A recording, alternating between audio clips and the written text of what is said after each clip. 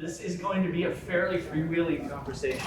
I welcome anyone to raise your hand at any point to engage in a conversation. Otherwise, I'm going to be talking about a project that we're building at the Open Source Science Initiative out of NumFOCUS. Does anyone not know what NumFOCUS is? That makes me so happy. That's great confidence. Okay, so anyone's first time in New York City?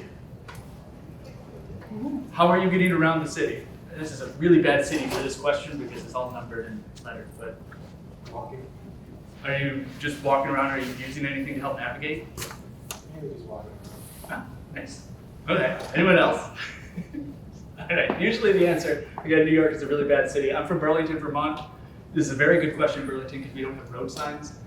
So the answer is usually Google Maps.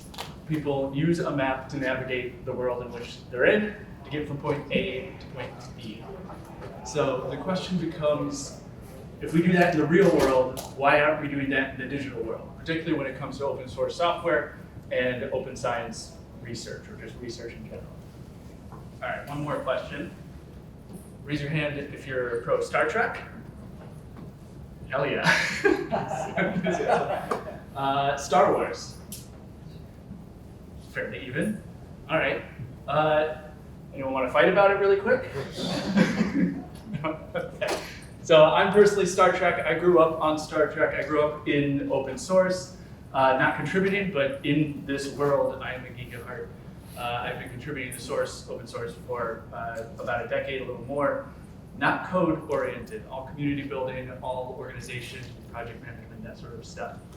And I do like Star Wars, I'll be fair, but I do prefer Star Trek because it paints a picture of a future that seems attainable. Star Wars is far, far away, a long time ago. Star Trek is a couple hundred years from now, based on technology that was really developed over the past century and what might happen if we expand it moving forward.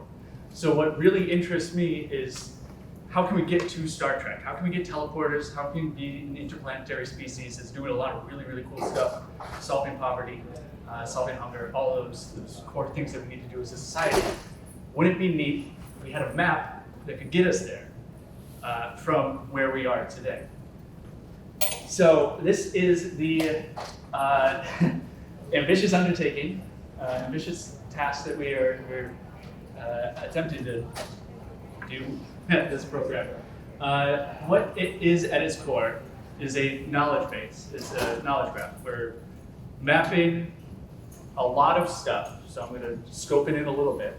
But let's say open source software, so projects. We're mapping the people that contribute to those things. We're mapping the papers that cite those projects. We're mapping the organizations that incubate and support and fund those projects. We can stop there for now. We'll probably bring up some more in the future. And then we're building the relationships among all these things. They're all interrelated in some way or another. Many of you probably contribute to more than one project, or maybe affiliated with more than one institution or organization. Maybe, do we have any domain researchers in the room? Very soft-right. Yes, okay. What domain?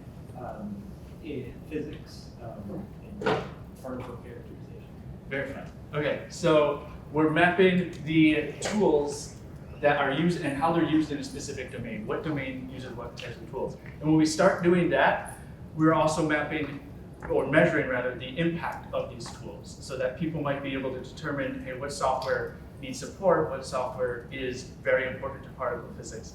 Could you tell me right now what is an impactful open source tool that you use in your domain? We use many, but OpenCVs useful for taking microscope images and transforming them. Yeah. Could you, you said OpenCVs? Yeah. Could you tell me what the most impactful tool is in your domain? I'm always in trouble with these most important questions. Exactly, yes, thank you, perfect answer. So one of the key things we find when we talk to people, when we ask that specific question, what does that mean? I'm trying not to swear, so I apologize if I do. What does that mean? Impact is different to everyone on every day, it's different. So today, a good day for me today is going to be completely different than a good day tomorrow. When it comes to software, today I might think impactful software is based on a dependency graph. The further down a dependency graph it is, the more impactful, the more projects that depend on it. Tomorrow, particularly if I'm in research, the definition of impact might be based on a citation graph. The more papers that cite my project, the more impactful it is. There's 9 billion different ways to define impact, and that definition can change every day. So there's really an infinite number of ways to define impact. So what we want to do with this project, as we're identifying the projects, papers, people, etc., is give everyone access to that underlying database so that everyone can choose their own definition of impact every time they interface with this map, so that they can navigate around this city however they want to navigate. They can choose, I want to go to a restaurant, take me to a restaurant. They can choose, I want to go to the train station, take me to a train station. It's not a prescriptive map, it's an open map that lets people choose how they want to interact with it. And since we're kind of talking about Google Maps at this point, there's an interesting metaphor that we can follow with it. With Google Maps, one way to think about it is a giant database of geodata that has many layers on top of it that you can toggle, and by toggling different layers, you interact with that database in a different way. I can get directions from A to B. Sometimes I can ask it to change the way it routes me based on if there's a car accident, if there's a security risk in my path. I can ask it to change to avoid ferries.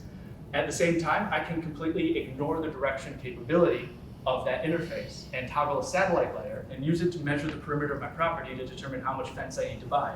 Same data set, different interface, different use case, different definition of impact. Now we need to port that over to open source and open science. So that's what we're building at its core. Again, that database that is just every data point that has to do with open source and open science, that's accessible to everyone, that anyone can build an interface on top of and build their own way to map this thing. One of the things we've done so far, and this is what I'll start showing, is map papers to projects. So this, what you're seeing right now, and I hope it shows up all right on the big screen, but you've got all those green dots. Those are us. Those are the people that contribute to projects. We've largely mapped a small portion of the NumFOCUS ecosystem, by the way, so this is a very small sample set, but it's still a lot of people. There's a lot of people in this ecosystem, and we're more related and interrelated than we might think off the surface. But this is scikit-learn, that yellow circle. In the middle of that yellow circle is a single node, scikit-learn, and those yellow dots are all the papers that cite scikit-learn. This is coming out of a CZI workshop in 2023 that scraped papers for mentions of the software. So scikit-learn makes this little system in this giant mess of nodes. Next, we mapped all the authors of these papers to the papers that they wrote related to scikit-learn. And it's a giant, just one project, a giant system already. Now, what we could have done here, and we didn't because we are an open source project of just a couple years old, we need more help, feel free to come contribute. So we're really focusing on what we got to do first, but we could have mapped which of these people also contribute to specific open source projects. And then that makes scikit-learn all of a sudden more than just a single tool doing a single thing. It's now an ecosystem of people that also contribute to like NumPy and SciPy and all these other projects. It really opens up that mapping capability in this tool. Next, we mapped the organizations to which all these authors are affiliated with. A single project, I think this is a couple 100,000 nodes, and it's definitely incomplete because that CZI workshop, as amazing as it was text mining because no one really cites software right now. It's really difficult. So, I don't know, this blows my mind every time I look at it. It's a lot of fun. Imagine doing this with every project and being able to see who at your organization is working on a project that you're also working on, and they just happen to have an office down the hall from you, and you've never met or talked about this project you work on. That happens more than we might think, especially in the research world. So this is now that scikit-learn map with a little more of the NumFOCUS ecosystem. You can just see how once we map the full node, it kind of overshadows just mapping people and projects. This is some of those layers toggled on, and I'll show this live, I hope, in just a second. But the layers are dependency graphing, complementary tool graphing, alternatives graphing. Imagine having a list of the alternative tools you could choose if the tool that you depend on has a security risk that you're not sure about how quickly it will be resolved. You can just switch over to tools that match functionality up to 87%, something like that. So the blue here is dependency graphing. That big blue blob that kind of looks like a squid is bioconductor, if I remember correctly. And then of course you have scikit-learn, which is just the majority of the real estate on the screen. And then we come back to the domain tooling question. And I'll show, if I have it, I'll show a little more of this, how it might work in the real world. But one of the outcomes of a project like this might be increasing the number of people that can contribute, not that do contribute, that can contribute to open source and open science. There is a number, if I remember correctly, I think it's 38. I think there's 38% of the world has access to higher education. That's very, very low. How many of us learned how to do software? I mean, we may have tinkered when we were kids, but how many of us learned at an institution of higher education, university, or a mentorship program, things like that, and the open source community having access to that. Having access to those three things, those traditional hubs of knowledge, are incredibly important to getting into this ecosystem, unless there's a map that can guide someone who doesn't have access to those resources into it. So let's say you're someone who's just interested in astronomy and you want to explore that curiosity. Let's show them a data set that's an open data set. Let's show them the tools that people use when they're interacting with that data set, typically, and let's let them start exploring it. And through that mapping, when we're also mapping people and organizations, they're going to find who to talk to learn more about how to contribute to open source. What is GitHub? How do I make an issue? How do I make a pull request? Maybe they'll become more of a maintainer. So it's not just about increasing the number, it's about increasing the diversity of thought and traditions of doing it. You need to bring more people into this space that aren't just from our worlds. And a map can do that. So here we have AstroPy, but here we have astronomy. That middle node is a domain, and it's astronomy, and we've mapped the tools that are typically used to do astronomy. Next, we can map the complementary tools that are used alongside the other tools. So you have AstroPy up there, and then you have SunPy, and then you can see what other domains those tools are used in typically. And this is the beginning of a roadmap into how to contribute to open source through doing research directly. Then we're starting to have a lot of fun with this. So there's the knowledge graph aspect of it. There's that database that we want to build. We'd love your help. It's kind of critical to everything we're doing. We're calling it the Simply Omniscient Layer at this point, but we're open to other acronyms and fun names. And then there's the interface on top of it, where we want to make it really exciting to play with. Imagine this in VR. This is a 3D rendering. I forget exactly what we're using to do it, but we're just experimenting and making it so that we can show this to people who don't live in our world and have them understand how important open source is to research specifically, but this can be applied outside of research. So imagine being able to take one of these nodes out of the map, and you see a ripple effect about what that impact is across the ecosystem. You can show that to someone who knows nothing about open source and just say, do you like technology? Well, I took out this dependency and that technology no longer exists. And we keep going. I think I put quite a few of these in here because I very much enjoy the 3D graphs. This QR code, by the way, that you see in the bottom will take you to a link tree of links that will get you engaged with OSI and MOS and anybody you want. And I'll get to some demoing right now, but these are five key questions that we're asking as we're building this. There are more. There's a lot we can build with a database of everything in open source and open science, but these are some key questions that we're trying to answer. And we seem to be having a little bit of success with it, which is very exciting.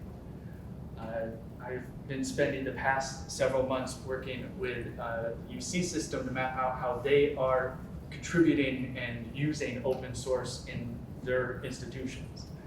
And I'll show you a little bit about how that looks right now. So this is determining we're going to find the tools that are associated with UC Berkeley. and we're just doing keyword matching. And there's one particular reason I want to show you this. I'm going to type this in. Let's do UC Berkeley. And let's just use it over and over again. So with those impact metrics, we have two choices right now. This is for activity metrics, because something they're very interested in is which of those repositories are still active, which of those projects that came out of UC Berkeley are still being developed and being used, et cetera. So we're working with them to develop some activity metrics, but just change the word in your mind from activity to impact. You have two choices here. You can choose a preset definition of what impact is, or you can make your own based on the data in the database, and you can weight each data point however you want to come up with a score at the end. Now imagine being able to build your own impact definition based on the data points you have access to, and it showing up in this list so that anyone who wants to use this simple script to figure out how to what's impactful research can choose your impact algorithm, can choose my impact algorithm, can choose any algorithm they want, and we just build their own. So we'll use the predefined one, and it will start scraping, and I'll stop it because it's not fun to watch. I might not have internet. But I did pull it before, and I limited it to just 3 repos because it does take a very long time to run. Shockingly, these universities contribute a lot to open source, and it's a lot to scrape. But you can start seeing some of the data that we're collecting.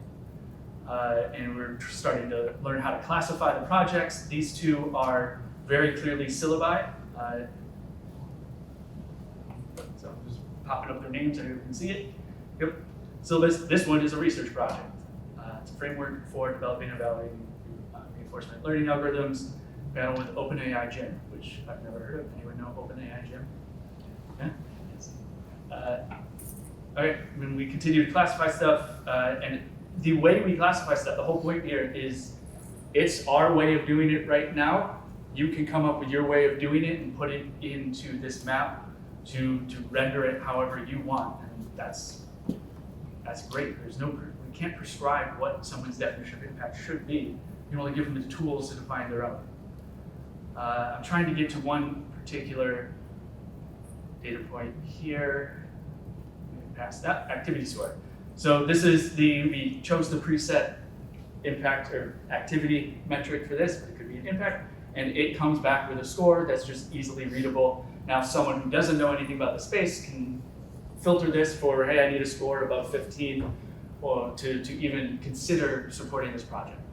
If you're a funder or someone who supports open source software and maintainers, you do the same thing. Is this impactful? What domain is it impactful in? And how can I support it? Has it been funded in the past couple years? Or is there one single maintainer doing their thing in the rest? So this is just, this is one sort of tendril of MOS that we're building out right now. There's a lot of different pathways, each with their own sort of schemas at this point. We're trying to unify everything under one large schema, but that will take some time and a lot of work. But if you want to explore a specific pathway, let's say Alexi's working on AI in particular. If you want to explore how the data sets are being used in AI, speak to him. That's going to be a completely different schema and different fields under that branch. But at the end of the day, we do want them all to merge together so there can be a single data set that people can query. So this is I will say very old at this point, version of our data set on a visualizer called Kumu.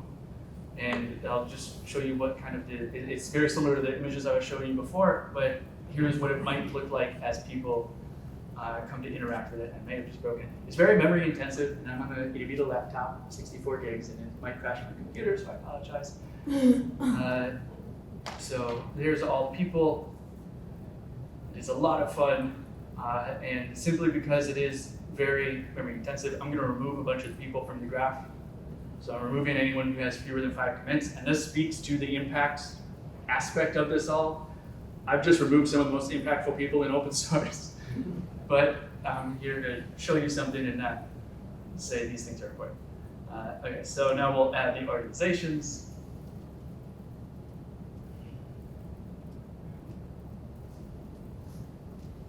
We will add the projects.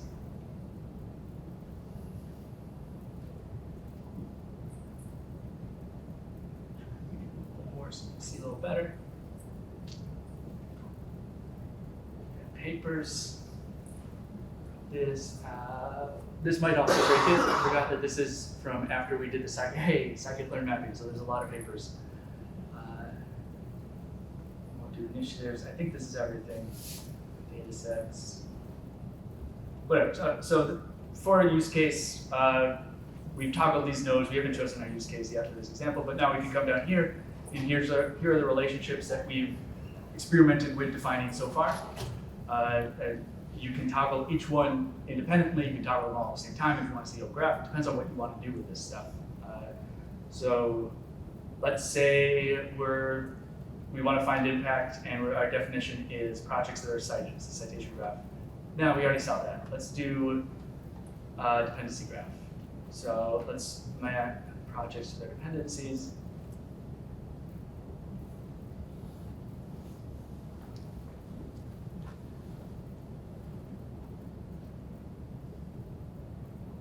Obviously, this is very incomplete, and there's a lot of tools that are coming out that are going to help this. A lot of SBOMs are going to be incredibly valuable to mapping dependencies and all this stuff. There's also a social layer aspect of this map that I hope to talk about because simple quantitative data is not complete, and we need humans in the system to be able to say this tool is used in this domain and is critical to it. Same with dependency graphing. Now let's say we're trying to find impactful stuff in a specific, let's use subfield. Our domain mapping is using the OpenAlex ontology, and we're doing I think they have keywords, topics. There's two higher names there that I can't think of right now, but we do keyword matching, and it brings it all the way up that graph. OpenAlex is a great tool. We also use, talk about tools, ecosystems, an amazing tool. It's ecosystem.ms, fantastic tool. And of course, we're using GitHub. Where else are we getting data? I think that's it for now. But we have a huge list of different repositories we want to pull from. Because one of the things we've learned, this is a little bit of a side, but one of the things we've learned in this process is that this endeavor is being done, but by 36 different people and organizations doing 3 different very specific use cases. So it's very small subsets, subgraphs of what we want to do. We want to merge it all together so we have one single map, one single database that can talk, where the data points can talk to one another, not 36 different databases that are built slightly differently, so it's very difficult for them to interact. Yeah, so where were we? We've now got domains, and we've got some dependency graphing on top of it. Let's see, turn on some names.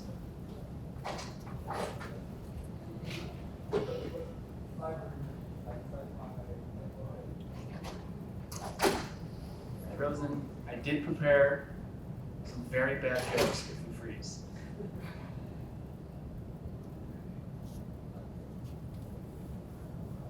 Zooming on a trackpad is also incredibly fun. Right, so we've got visualization, the data sets. Okay, so this is fun. We started by mapping the NumFOCUS ecosystem. Shocker, data science is the largest node on this map.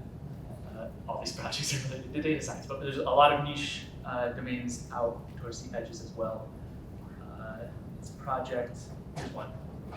Statistical genetics, very specific, and here's a tool, SGKit, used in statistical genetics. SGKit is also used in genomics. It's just fun to discover, and you can follow this thing all around. And then SGKit depends on, better be pandas and NumPy. Yeah, and then NumPy, and you just graph this out. And this data is just probably wrong and incorrect in many places, incomplete in many places, but it's the beginning of building this data set that can build these relationships up over time. And then like I was saying, you want to make our data collection better, smoother, more accurate, and then add a social layer on top. So you can come in and you can attest, you can upload your data, your repo, your project, make a claim that it's used in a specific domain, and then other people can come in and attest to that claim and say, yep, that is definitely used in particle physics. I use it every day. Or definitely not used in particle physics. I don't know what this person's talking about. And over time, that social layer builds up to actually give us a nice combination with the quantitative about what research is used where and how impactful it is. So some of the outcomes of this, well, hopefully we get to Star Trek. That would be a long-term goal. But this space is incredibly noisy. Let me go back. Like, this looks cool, but this is a mess. This is horrible. We need to stop creating projects, and I don't mean that the way it came across. But there's, in research, for example, a researcher might get a grant, and some of that grant goes to developing software that will be used in that research. They don't know what software already exists, so they just create new software, and then their PhD creates the software, and then they graduate and move on, and that software is abandoned, and maybe it was really, really useful for a niche field, or maybe it didn't need to be created in the first place. Maybe there was already some software that could have done exactly what they wanted, had a sustainable community around it, had supporting organizations, and that researcher just needed to know that that tool existed. And then they could go join that community, strengthen that core, instead of creating a completely different set of software that is now this, lost forever, and like, that's not gonna help anyone. So one of the outcomes, less abandonware, more collaboration and cohesion in this space, where you might have a few core domain projects that are easily understood by core supporters of open source, so they don't need to understand all those niche projects. You know, AstroPi is a great project comprised of many smaller projects, and over time they formed the AstroPi unit. When people support AstroPi, they don't fully appreciate probably that they're supporting a lot of small projects. They're supporting that one thing that's easy to understand. So it helps funders enter this space. It helps us talk to governing agencies and policymakers and say, open source is important, understand these dozen systems, and you'll understand why it's important. Some of the other outcomes, let's say we're able to map patents and we're able to map products. So we can track what open source software is used to create foundational research. That foundational research is used to create translational research. That translation creates a patent. That patent creates a product, and that product produces economic activity. And we can track all of them. At the very least, being able to take that back to someone who supports this system or who we want to support the system would be incredibly valuable. Hey, look, this little dependency down here that you've never heard of, supported by 2 people in some random state, some random country, is creating $3 billion worth of toothpaste a year. Let's support it. That is a very good argument. There's also some really interesting technology being developed that we might be able to automatically, now really trickle some of the economic productivity of that final product straight down that graph, that pipeline. So we don't need to have humans involved in that. That is quite tricky, I'd say, but that would be fun. Other outcomes that we already spoke a little bit about, getting more people in the space who have different mindsets than our own, making this space less homogenous, and just stronger. Whenever that happens, we get stronger. Yeah, there are a bunch more, but I do want to open it up at this point. We've got, I think, 15 minutes. I would love for someone to ask me a question or fight me in some way. Yeah, in the back. Really cool project, thanks for showing us this. From a usage perspective, if I want to find myself and my researchers that I work with on there, is there like a search bar somewhere that I could use? Yeah. Where's that entry point? Absolutely, great question. So with even just our little Kumu thing, it's not though, it's big. I minimize it a lot, but there is a search bar, so you can search through nodes. I sometimes do this. I'm trying to show this. So one of the really cool things that you can do, and this is going to be a roundabout way of getting to exactly what you asked. It would be really fun to be able to show off everything that I use and contribute to, just by coming to this graph, typing in my name, and then boom, here's my little subsystem, my subgraph, and that's part of my CV now. I can take that and show that off to my parents and explain to them what open source is. That would be fun. So I would need to, in order to do that, I will need to be able to search my name, and it's not gonna work, but you can in this early version. It is definitely something we want to do, but on top of it, what we want is a LLM interface where someone doesn't need, like, this is fun, this visual is very fun for exploring, but it's not entirely practical a lot of the time. So we want someone to be able to come in and say their question, say, here's my definition of impact, here's my need, what should I do? maybe more specific than that, but that's the general overview. And then it's just the LLM traverses the graph and comes back with an answer, and hopefully they verify it and think about it critically, and then they go do it. But maybe they just do what the LLM says they will do because we're lazy. Does that answer your question? We want multiple interfaces, that search bar and LLM. So you can search right now, it just will eventually pop up, it just takes a while? Yeah. So we're at an interesting phase of the project right now. This is a visualizer called Kumu. It's a no-code visualization. You can import Google Sheets. You can import a lot of stuff, but you can import JSON. It's incredible, actually, as a tool. I would recommend if anyone needs to visualize data in this sort of graph, check it out. It's free. And it can handle several thousand nodes.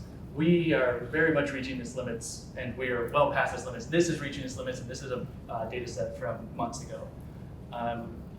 We are transitioning from this into Neo4j as an infrastructure, and I think we've got a Neo model schema at this point, but we're still developing that deep infrastructure that will let us build a custom interface on top of it, which will definitely have query in it, and one day an LLM built in there. So there's a lot to work on with this project. Come help, find something you're interested in. People are using this to learn how to code, to learn how to do knowledge graphs, and a lot, just because they think it's fun. Yeah. I'm really interested in this project. Like, it's cool being able to map the whole open source. Sorry. Yeah, it's really amazing to be able to map all these open source contributions. And I get that it's important to have it centralized in some way, so you have more of that cohesion. You can see the connections between all the different. But I was wondering if there could be some way to federate this or have it decentralized so that you can have different organizations sort of gather together their graph and then connect all those graphs into one big graph. Fantastic question. Yes. All right. So the final version of this. We want it to be, in some way, permissionless. So anyone can read from it and anyone can write to it at any point in time, anything. So when we open that gate, it means there's going to be a lot of nonsense on there, a lot of spam. So there has to be that social layer on top that helps validate and verify what's actually true and what's not. But the technology to do that exists now. We are nowhere near that stage. So there will probably be a federated stage between where we are right now, which is a spreadsheet on my computer, and where we are then, which is a completely decentralized database around the world that is accessible and anyone can write to it. And that federated system will hopefully be institutions, organizations. So if you work at a university that would love to map their contributions to open source, there is on this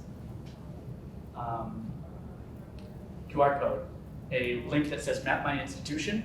Fill out that form. It's, I think, 2 or 3 questions. What's your institution? How can I reach out to you? And then I'll reach out to you and we'll map it, or just talk to me after this. In the back. Have you spoken to any people at the NSF who are very interested in figuring out how to do this? Probably, but not that in recent memory, not directly. Okay. Second question, if you don't mind. There's like a time horizon aspect to this, right? If we were to go and say include MapReduce here, or Hadoop, Hadoop MapReduce, you'd have tons of activity that all kind of stopped a decade ago. And so how do you think about the time horizon element of the information which is being tracked? I think I caught most of that. It is hard to get the mic moving around, but you're talking about the data evolves over time and we need to be able to track that? Yeah, the question was just I was using as an example Hadoop. Nobody's building anything in Hadoop anymore, but there was a ton of activity a decade ago. So if this is not sensitive to time horizon, you potentially have a massive amount of activity tied to something nobody today cares about. Digital archaeologists only, right? Yep. So there's a timeliness aspect that would be interesting to know. Absolutely. I'm sorry to step out of the middle, so maybe you covered that already. No, not at all. I did not. There's a lot to this project. It's very hard to fit it in. I need 4 or 5 hours. So this is definitely something that's incredibly important. Simple solution that we're thinking about right now is just timestamping every time we pull data and being able to track that over time. When you do have a permissionless database, there are automatic there really is no reason to do that because it automatically tracks time, the evolution of the database over time. But like I said, that's going to be a while to get there. We're definitely in the same mindset. We need to be able to see who's contributing to what and when, and what's impactful and when, and how that's changing. Because that delta is sometimes the most important definition of impact. There is no, actually, does anyone know if there's a way to pull delta stars, like change in stars and change in forks over time without pulling based on a different time period from GitHub? Like, I don't think that's a simple API. Yeah, like, why don't they have that? Right. Sorry, I'll let you guys. No, hold on, does that answer your question? Is that? Yes, thank you. What I was wondering was that this is talking about like a lot of references within GitHub repos. Does it account for like, I guess the amount it is used? As in like there may be some kind of open source software that's referenced by a lot of projects, but it's like there's a slight usage, like only a few functions reference it, versus like something could be foundational, like if it's a genomic software that's like super important for some project, that like it is like, it should theoretically be larger because it's a huge part of it, but it's referenced by fewer projects. Is there a way to like tell, I guess, like how much of the code is from that open source, or is there any plan for that? I don't know specifically how much of the code is from it, but your first part of the question was the impact question, which is, if I'm defining impact as mentioned a lot of times, the project that's mentioned a lot of times will be more impactful, but that might not be your definition of impact at that specific time you're placing the map. So you would change your definition to maybe that social layer, whereas like, I need the experts in this field, and here's my definition of expert, because that's also a subjective definition. What did they say is impactful? And it's highly likely that those experts are going to highlight that tool that is not mentioned a lot, but if you get rid of it, that ripple effect will destroy the entire domain in some way or another. So this is one of the reasons that a potential solution to this problem that we're exploring is the combination of quantitative and qualitative data to make sure that we don't, because data points don't, as much as we would like, give us the answer to everything. Yeah. And my second question was, you were talking about integrating LLMs with this. Like, is there an idea in the future for like kind of a chatbot where you could say like, I am a genomics researcher at this college, whatever, and I'm doing this project. What open source, API do you think that I could use? And then on top of that, do you think you could create like an incentivization structure for like companies to contribute to this, where essentially if the more information they provide about it, the more likely they're going to get a hit on the chatbot, and the more likely their open source code would be used. So do you think that could be like integrated? I think they both could be created, yeah. This would be a good discussion. So we have monthly interest group calls. It's 100 and some odd people in the interest group. About 20 or so show up every month, rotating basis, depending on who's free. Come and ask that question, because there will be other opinions than the one I'm about to share. And we have these conversations that helps guide the development of the project.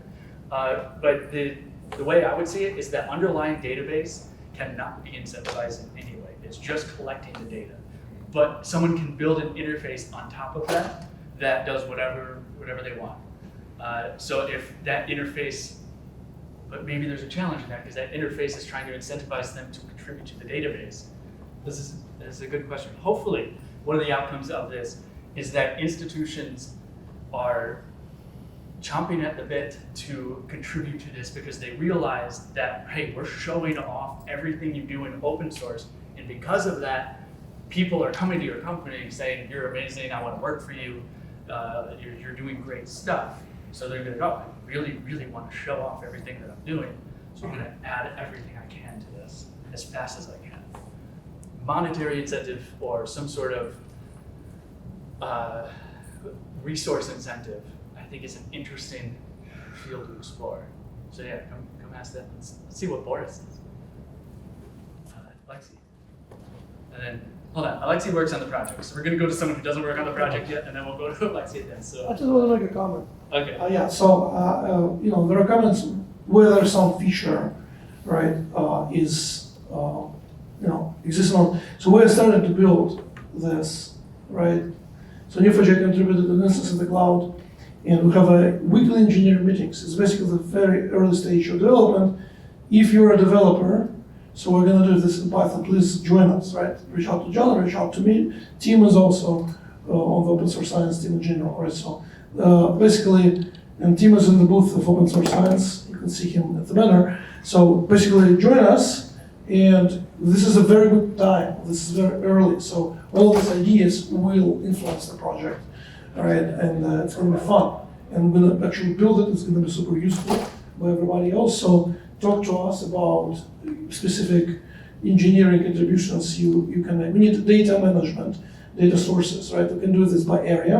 So I'm taking papers with code, which is Gen AI papers and code linked by Facebook, and basically loading that, right? So if you want to do frontier of Gen AI, join my sub-team, kind of, right? We're doing my tentacle, so. Yeah, absolutely. The as we go over to John, the interest groups are the second Monday. Do you know if that's right? I think it's the second Monday at about 1 p.m. and the working group is, the working sessions are every Wednesday. We get together and just co-work. It's a lot of fun.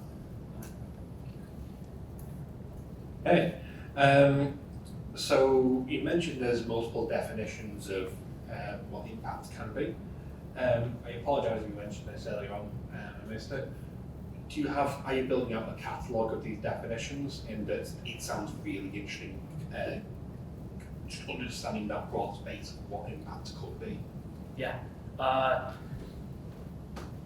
Come provide your definition of impact and let's build it up. So we've got the one I showed you. I wonder if it's still up there.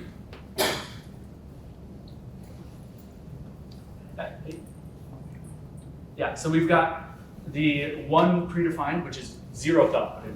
Just these are the data points we want to weight them 20%, 10%, 5%, that sort of thing, normalize it, et cetera. Then you have the ability to make your own. We want people to come in and make their own and contribute to it, so we do end up with a catalog.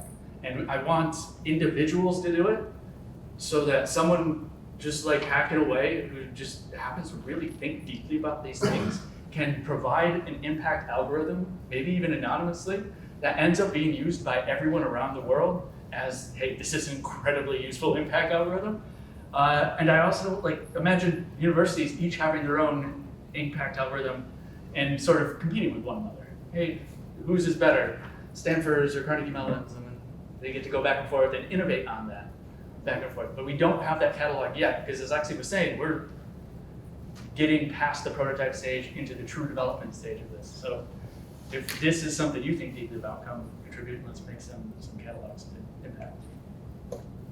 Any other questions, thoughts? Yeah.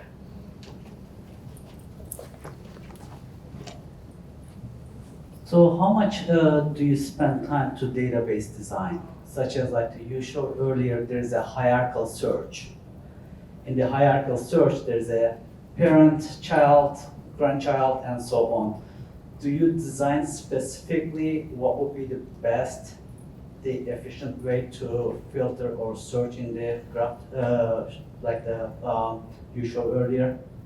This is exactly the stage of development we're at, of designing the database. So we need to, so Alexei alluded to, we have several branches of areas of interest that we're exploring, the academic use case, the AI use case, the onboarding use case. Each is going to have their different sort of design, but we want to bring them all together in that single design, and then we want to make sure we can implement all those features on top of it at the end of the day. So we haven't thought entirely deeply about it, because we're just entering this stage. So if you have thoughts on how to best design this database, again, come join the conversations. It's a perfect time to get involved. I think we're still doing this. We're writing a paper on overlay, this collaborative paper on this project specifically. So contributions to it can go into the paper. You can get credit for on your org ID if you use that, whatever your reputation is. One of the other outcomes of this that we hope is related to that credit aspect. If we can show the people that are contributing to highly impactful software, every time that someone looks for software, they're going to see the people that are contributing to it. And software is no longer just a project that is used by an organization or a company or an individual. It's a collection of people expressing a desire to do something in a sort of an art form to get that thing done and working together. So they can get credit for it and be recognized for those contributions. Any other thoughts? Questions? That QR code, if you think of something later, will take you to my email. Feel free to reach out at any point. Talk to me. I'll be here tomorrow as well. And as you all scan that, Let's see, which one? Ooh, why can't the data scientists ever make money on the stock market? All they know is sell, sell, sell. There's one other one, I don't remember it. What does the developer say to leave the party? Pip pip cheerio. Oh man. Okay, so thank you everybody. That was it.